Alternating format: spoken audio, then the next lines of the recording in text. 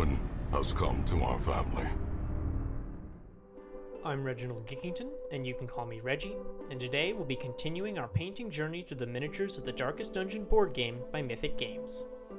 In today's video, we're going to be doing the last of the core box heroes, Sarmenti, the Jester. One of the most unique characters I've seen in any video game, the Jester is a support hero who builds up towards a finale move capable of dealing massive single-target damage, but debuffing himself in the process, encouraging you to use it decisively to finish a difficult fight with. In the board game, I think a lot of his mechanical edge is dulled to achieve a more simplified effect, but I'm still eager to paint him up, so let's get started. We're going to start with a black prime, and then as a base coat, we're going to use Phoenician purple on all the purple parts, that's the sort of onesie he wears, and then corn red on all the red parts, that's the hood with its tassels, the collar, and the gloves. Corn red is a bit dark, but we're going to be building up our colors here to get it as bright as he is in-game. Do note that some of the tassels coming off of his hood have purple tips, so be sure to reference his in-game sprite for the correct placements.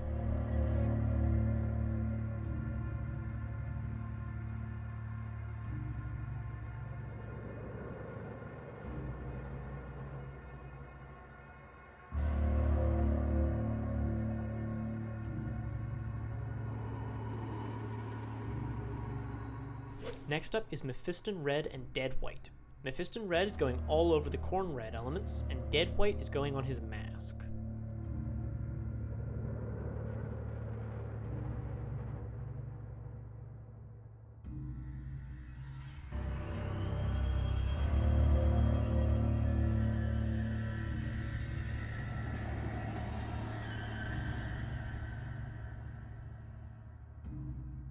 Sarmenti has a number of patches on his clothes in different colors. To do these, we're going to use Jokero Orange, Steel Legion Drab, and Thunderhawk Blue.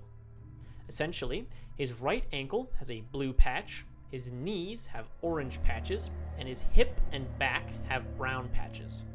Additionally, on one of his back tassels, there's a section in orange right around the middle. We're also going to do his loot and his belt in Steel Legion Drab while we have it out, and lastly, for the rim around his collar and the bells on his tassel and toes, we're going to use Retributor armor.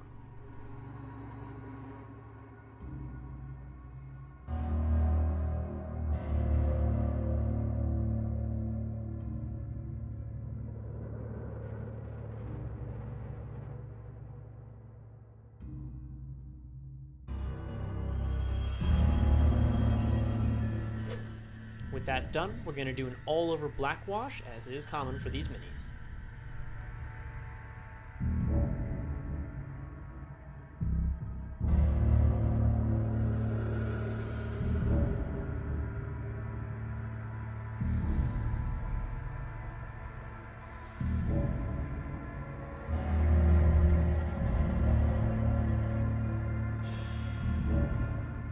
We're going to return some vibrancy to our main colors now, using Phoenician Purple and Mephiston Red to do some large blocky highlights on the purple and red parts.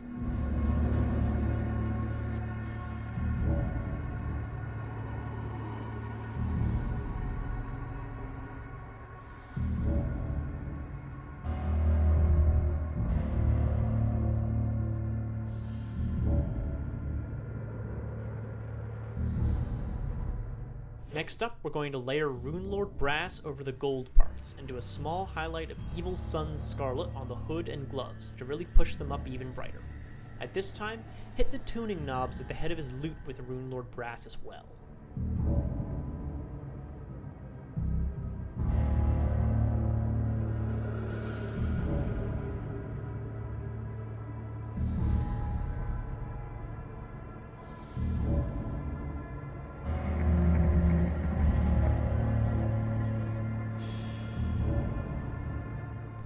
For the patches on his clothes, we're going to use Bugman's Glow and Green Gray. Bugman's is going on the orange patches and Green Gray on the brown ones. I'm going to leave a large blob in the center of each one, with the exception of the blue one on his ankle, which is just going to stay the way that it is.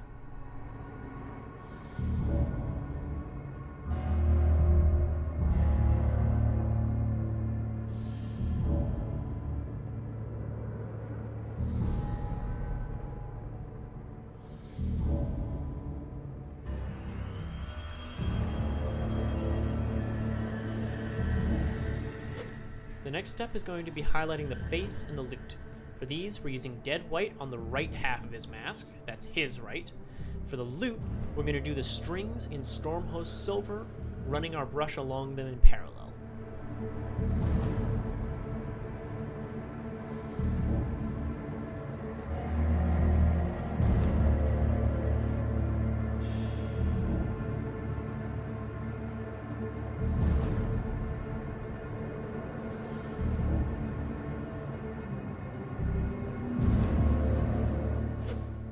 With all that done, now comes the final step that you know well, the base and the shadows.